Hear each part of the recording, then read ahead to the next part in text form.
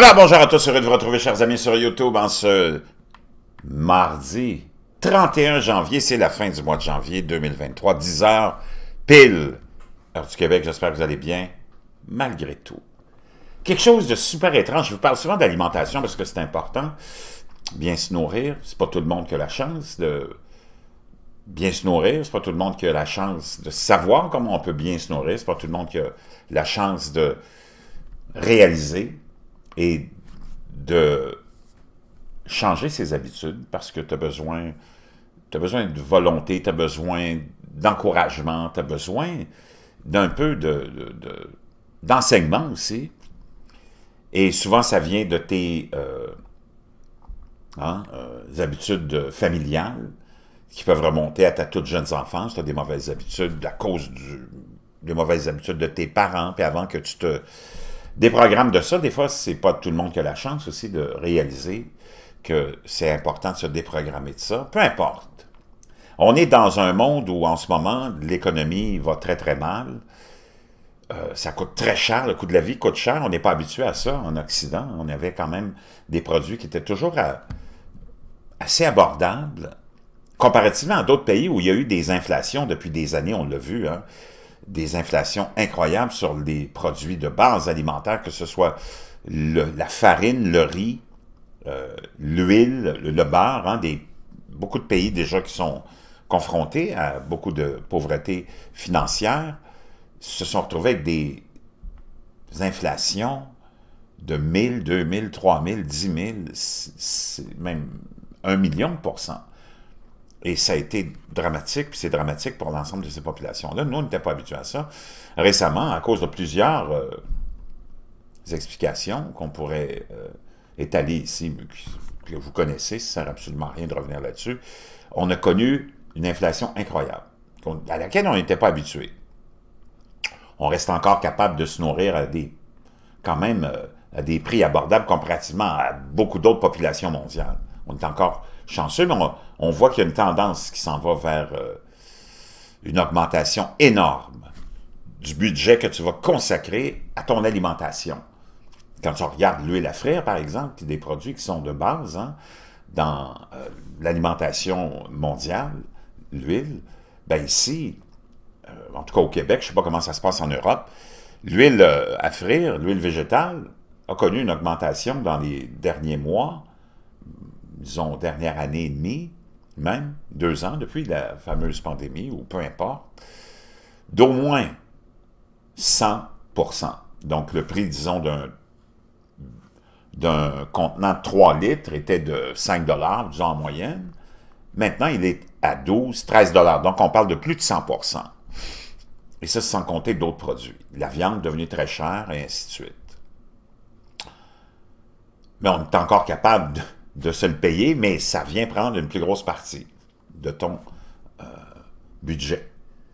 C'est correct pour les gens qui ont un bon salaire, mais quand tu penses à ceux qui ont des salaires qui sont plus proches du salaire minimum, ça vient avoir un impact. Tu sais, quand tout augmente comme ça, plus le prix de ton loyer, plus tout, les assurances, le téléphone, l'énergie, les vêtements, l'essence, il ne te reste plus grand-chose. Donc, ceci étant dit, il s'est passé quelque chose d'extraordinairement étrange.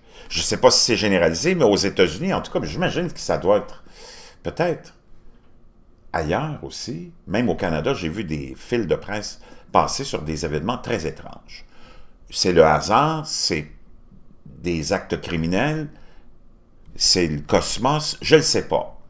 Mais pendant qu'on était en pleine crise de ce qu'on appelait la chaîne d'approvisionnement, puis on l'est encore, puis tout ce que tu peux imaginer, il y a eu des événements incroyables aux États-Unis, justement concernant les usines de fabrication, de transformation d'aliments et de fermes.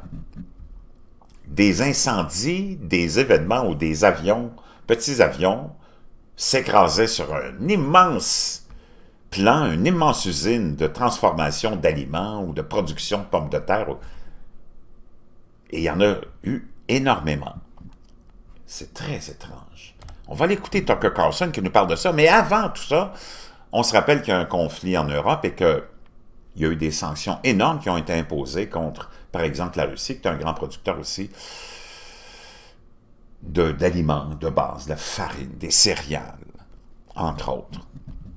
Et que pendant ce temps-là, Joe Biden, qui était à Bruxelles, on était, je pense, je ne me rappelle plus à quand ça remonte, mais je pense que c'est l'an dernier peut-être, ou peut-être un peu avant.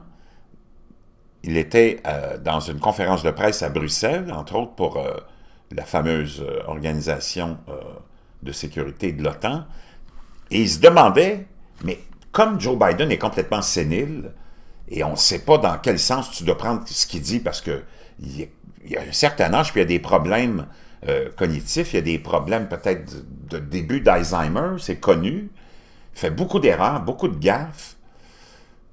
Donc, tu ne sais pas si c'est ça qu'il voulait dire ou si c'est autre chose qu'il voulait dire. Mais il n'y a aucun média qui en a parlé. La Maison-Blanche n'a pas corrigé non plus son affirmation. Mais après avoir mis des sanctions, par exemple, contre la Russie, il a dit « ça va affecter tout le monde, pas juste la Russie, mais nos pays vont être affectés aussi par ça au niveau de la chaîne alimentaire ».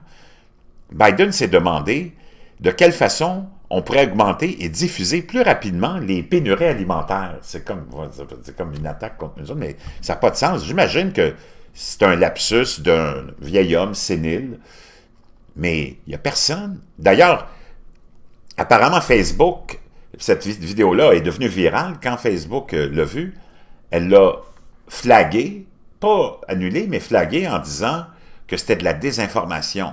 Mais dans le fond, ce qu'elle était en train de dire aux gens qui regardent cette vidéo-là, c'est que Joe Biden, il est sénile. Il ne faut pas que tu fasses attention à ce que tu dis. Et ce qu'il dit, c'est probablement c'est pas ça qu'il voulait dire. Parce que même à un moment donné, une autre anecdote, il était dans un événement qui réunissait beaucoup de monde dans une grande salle, et il y avait un événement, puis il voulait souhaiter un bon anniversaire à quelqu'un, puis il cherchait l'élu du Congrès en question, mais cet élu-là du Congrès était décédé, et oui, un mois plus tôt. Mais Joe Biden ne s'en rappelait pas. Donc, on va aller l'écouter, qu'il nous dit, il se demande de quelle façon on peut augmenter et diffuser plus rapidement les pénuries alimentaires. And we both talked about how we could increase and disseminate more rapidly food shortages. And we both talked about how we could increase and disseminate more rapidly food shortages. Donc, j'imagine qu'il voulait dire, on s'est plutôt posé la question comment on pourrait arrêter les problèmes de pénurie alimentaire, mais lui, il dit complètement l'inverse. Pendant ce temps-là, ce qu'on apprend, c'est qu'il y a toutes sortes d'incidents, et on va l'écouter Tucker Carlson hier à son émission, qui parlait justement de ça, et qui faisait référence, parce que le plus récent on est en pleine crise d'œufs, et il y a eu, imaginez-vous, au Connecticut, un incendie dans une grande ferme d'œufs qui a brûlé pendant des heures et tué une centaine de milliers de poulets pondeurs d'œufs. Et ça, c'est arrivé hier. Et là, on est en train d'enquêter pour savoir quelle est la cause de ce fameux incendie, mais il y a eu tellement d'autres événements tout de suite après la déclaration de Joe Biden. We can only tell you what happened afterward. Strange disasters began to beset food processors all over the United States. Donc, après cette déclaration-là, il y a eu plein d'événements étranges qui ont frappé les producteurs puis les usines de production et de transformation d'aliments. In April, the next month, the suivant la déclaration de Biden, en avril, headquarters of one of this country's largest organic food distributors, donc un des plus grands distributeurs de produits organiques, biologiques, was destroyed in a fire caused a été détruit par un feu. unknown.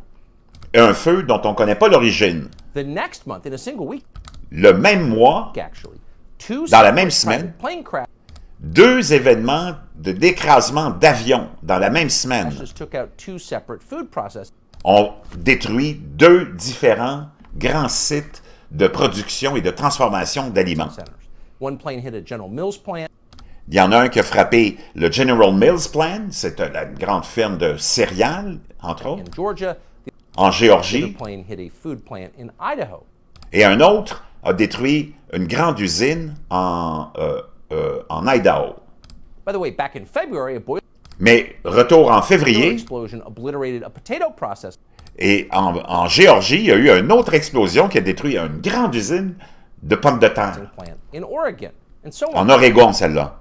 So even people who aren't given to connecting the dots, who don't Même les gens qui sont incapables de relier les événements, hein, connecting the think of dots, themselves as conspiracy nuts, begin to wonder, is there something here?